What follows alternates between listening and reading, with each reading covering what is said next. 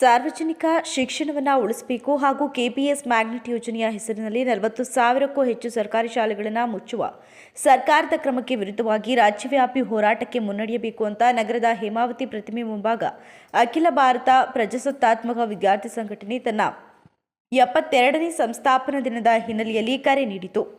ಕಳೆದ 71 ವರ್ಷಗಳಿಂದ ಎಐಡಿಎಸ್ಒ ವೈಜ್ಞಾನಿಕ, ಧರ್ಮನಿರಪೇಕ್ಷ ಹಾಗೂ ಪ್ರಜಾಸತ್ತಾತ್ಮಕ ಶಿಕ್ಷಣಕ್ಕಾಗಿ ಹೋರಾಟ ನಡೆಸುತ್ತಿದೆ. ಕೆಪಿಎಸ್ ಮ್ಯಾಗ್ನೆಟ್ ಯೋಜನೆಯ ಹೆಸರಿನಲ್ಲಿ 40,000ಕ್ಕೂ ಹೆಚ್ಚು ಸರ್ಕಾರಿ ಶಾಲೆಗಳನ್ನು ಮುಚ್ಚುವ ಮೂಲಕ ದುಡಿಯುವ ವರ್ಗದ ಮಕ್ಕಳ ಶಿಕ್ಷಣ ಹಕ್ಕನ್ನು ಕಸಿಯಲಾಗುತ್ತಿದೆ. ಹುಬ್ಬಳ್ಳಿಯ ಮರ್ಯಾದೆಗೇಡು ಹತ್ಯೆ ಸೇರಿದಂತೆ ಮಹಿಳೆಯರ ಮೇಲೆ ನಡೆಯುತ್ತಿರುವ ದೌರ್ಜನ್ಯಗಳಿಗೆ ಕಠಿಣ ಶಿಕ್ಷೆಯಾಗುತ್ತಿದೆ.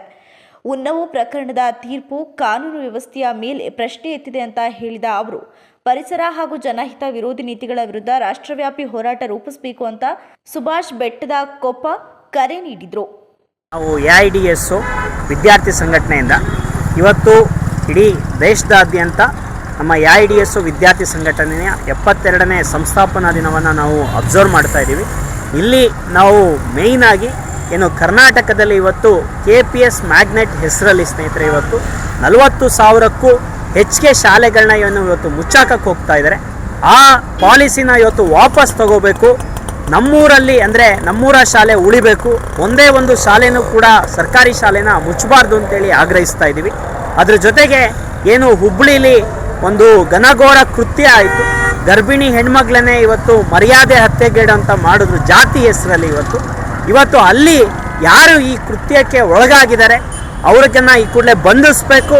ಬಂಧಿಸಿ ತನಿಖೆ ಮಾಡಿ ಆದಷ್ಟು ಬೇಗ ಅಪರಾಧಿಗಳಿಗೆ ಶಿಕ್ಷೆ ಕೊಡಬೇಕು. ಇವತ್ತು ಜಾತಿ ವ್ಯವಸ್ಥೆಯಲ್ಲಿ ಅಥವಾ ಜಾತಿ ಧರ್ಮದ ಹೆಸರಲ್ಲಿ ಇವತ್ತೇನು ಕೊಲೆಗಳಾಗುತ್ತೆ, ಹಲ್ಲೆಗಳಾಗುತ್ತೆ, ಅದಕ್ಕೆ ಸರ್ಕಾರ ನಿರ್ಬಂಧ ಹಾಕಬೇಕು ಅಂತೇಳಿ ಆಗ್ರಹಿಸ್ತಾ ಇದ್ದೀವಿ. ಅದ್ರ ಜೊತೆಗೆ ಇಡೀ ದೇಶದಲ್ಲಿ ಏನು ಅರಾವಳಿ ಪರ್ವತಗಳನ್ನ ಉಳಿಸ್ಕೋಬೇಕು ಅಂತೇಳಿ ಒಂದು ದೊಡ್ಡ ಹೋರಾಟ ನಡೀತು.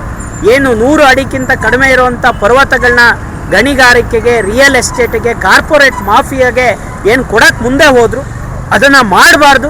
ಈ ಕೂಡಲೇ ಅರಾವಳಿ ಪರ್ವತಗಳನ್ನ ಉಳಿಸ್ಬೇಕು ಅಂಥೇಳಿ ಆಗ್ರಹಿಸ್ತಾ, ಹಾಗೆಯೇ ಉನ್ನಾವೋ ಕೇಸು ನೀವು ಗಮನಿಸಿರ್ಬೋದು. MLA ಅಲ್ಲಿ ಕೂಡ ಇವಾಗ BJP MLA ಆಗಿದ್ದವರು, ಎಲ್ಲ ಪಕ್ಷಗಳಲ್ಲಿ MLA ಆಗಿದ್ದಂತಹ ಅವರು ಒಬ್ಬ ಹುಡುಗಿ ಮೇಲೆ ಅತ್ಯಾಚಾರ ಮಾಡಿದ ಮಾತ್ರ ಅಲ್ಲ, ಅವರ ಲಾಯರ್ ಯಾರು ವಾದ ಮಾಡಕ್ಕೆ ಬಂದರು ಆ ಹುಡುಗಿ, ಆ ಲಾಯರು ಮತ್ತು ಹಲವಾರನ್ನ ಕೊಲೆ ಮಾಡಿರುವಂಥ ಅಪರಾಧಿನ ಇವತ್ತು ಬಿಡುಗಡೆ ಮಾಡಿರೋವಂಥದ್ದನ್ನ ನಾವು ಖಂಡಿಸ್ತೀವಿ. ಈ ಕೂಡಲೇ ಆರೋಪಿಗಳನ್ನ ಬಂಧಿಸಬೇಕು, ಮತ್ತೆ ಆ ಹುಡುಗಿಗೆ ನ್ಯಾಯ ಸಿಗಬೇಕು ಅಂತ ಆಗ್ರಹಿಸ್ತಾ ಎಐಡಿಎಸ್ಒ ಈ ನಿಟ್ಟಿನಲ್ಲಿ ಈ 4 ಡಿಮ್ಯಾಂಡ್ಗಳನ್ನ ಇವತ್ತು ಬೇಡಿಕೆಯಾಗಿಟ್ಟು ಈ ದಿನಗಳಲ್ಲಿ ನಮ್ಮ ಮಹಾನ್ ವ್ಯಕ್ತಿಗಳು ಭಗತ್ ಸಿಂಗು, ನೇತಾಜಿ ಸುಭಾಷ್ ಚಂದ್ರ ಬೋಸು, ಸಾವಿತ್ರಿಬಾಯಿ ಫುಲೆ ಎಲ್ಲ ಮಹಾನ್ ವ್ಯಕ್ತಿಗಳ ವಿಚಾರ ಎಲ್ಲ ಕಡೆ ಹರಡಬೇಕು ಅಂತ ಈ ದಿನದಲ್ಲಿ ನಾವು ಪ್ರತಿಜ್ಞೆ ತಗೊಳ್ತಾ ಇದ್ದೀವಿ. ಸುಭಾಷ್, ಎಐಡಿಎಸ್ಒ ರಾಜ್ಯ ಖಜಾಂಚಿ, ಚೈತ್ರ, ಸುಷ್ಮಾ ಹಾಗೂ ವಿದ್ಯಾರ್ಥಿಗಳಿದ್ದಾರೆ ಸರ್.